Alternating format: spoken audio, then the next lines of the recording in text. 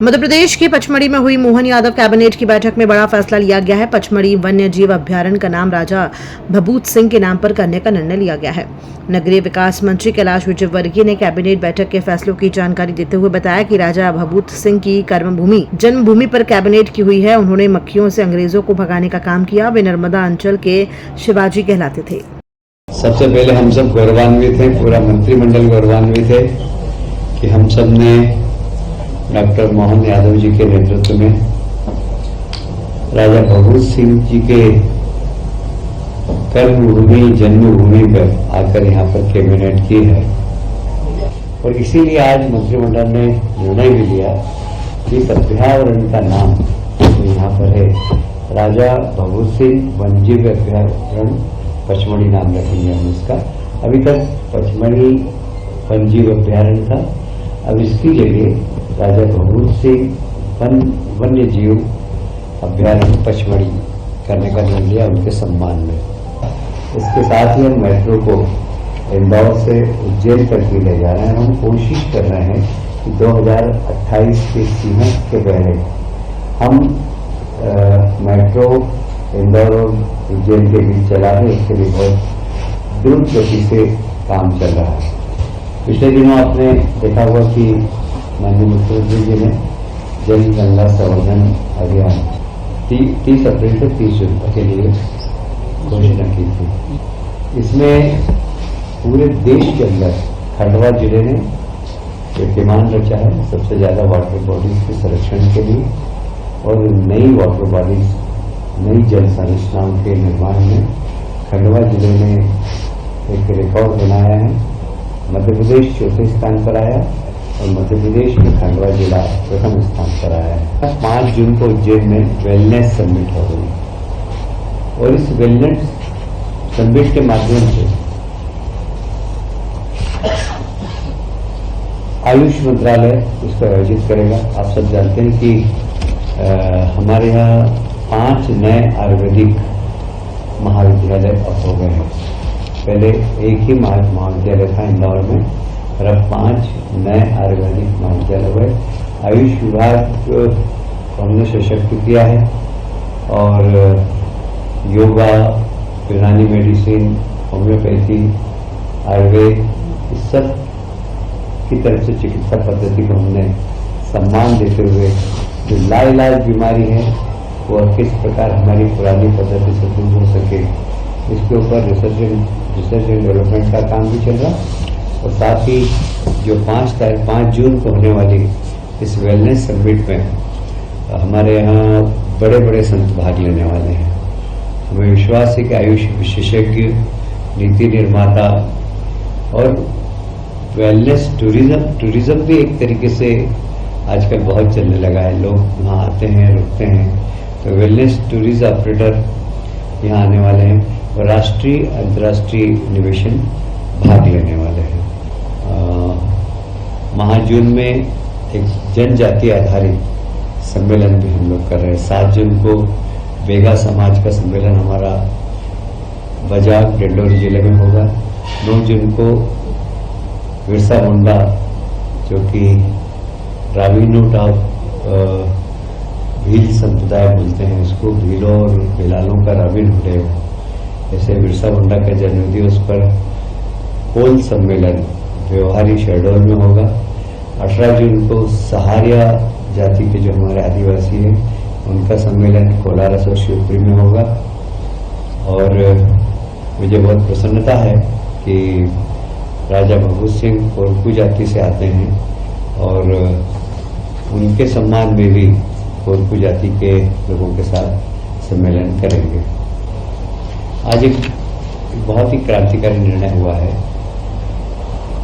राजस्व में हमेशा राजस्व कमिश्नर अलग होते थे और लैंड रिकॉर्ड कमिश्नर अलग होते थे। आज हमने कैबिनेट में निर्णय लिया है कि राजस्व कमिश्नर और लैंड रिकॉर्ड कमिश्नर दोनों को संयुक्त करें।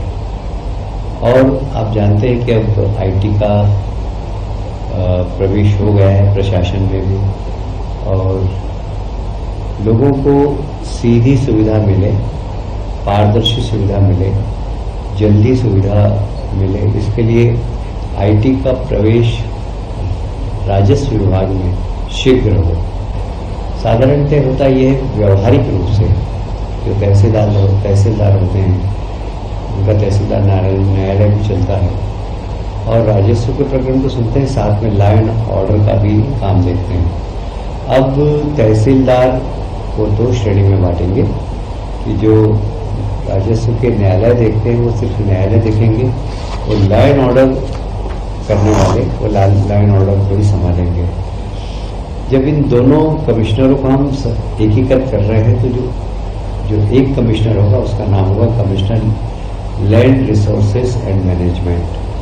यह एक पद हो रहा है, दो पद की जगह लैंड रिसोर्स एंड मैनेजमेंट। मुझे ये बताते हुए बहुत प्रसन्नता है कि इस विभाग में लगभग हम 500 पदों का विलोपित कर रहे हैं और 1200 नए पद का सृजन कर रहे हैं। 1200 नए पद ऐसे जो मैंने पहले ही कहा कि आईटी आज की तारीख में एक महत्वपूर्ण पारदर्शी प्रशासन चलाने का एक तरीका है। तो हम आईटी के क्षेत्र में काम करने वाले लोगों को यहाँ पर उनके पद सृजन कर रहे हैं और उनको कैसे राजस्व विभाग में फास्ट काम हो, किसानों को असुविधा नहीं हो और उनको घर बैठे नामांतरण सीमांकन मिल सके। ये शायद इस प्रकार का परिवर्तन करने वाला, इस प्रकार की तेज गति से राजस्व विभाग को चलाने वाला ये देश का प्रथम राज्य होगा मध्य प्रदेश।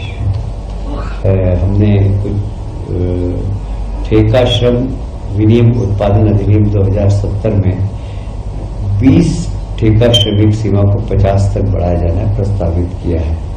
ऐसे ही कारखाना अधिनियम 48 में 10 श्रमिक के स्थान पर 20 श्रमिक और वो भी बिना हाथ से काम करने वाले, जो कि एक तो मशीन पे काम करते हैं और कुछ ऐसे उद्योग होते हैं जहां पर हाथ से काम किया जाता है, तो उनको भी 20 श्रमिक के स्थान पर 40 श्रमिक की संख्या बढ़ाई गई है।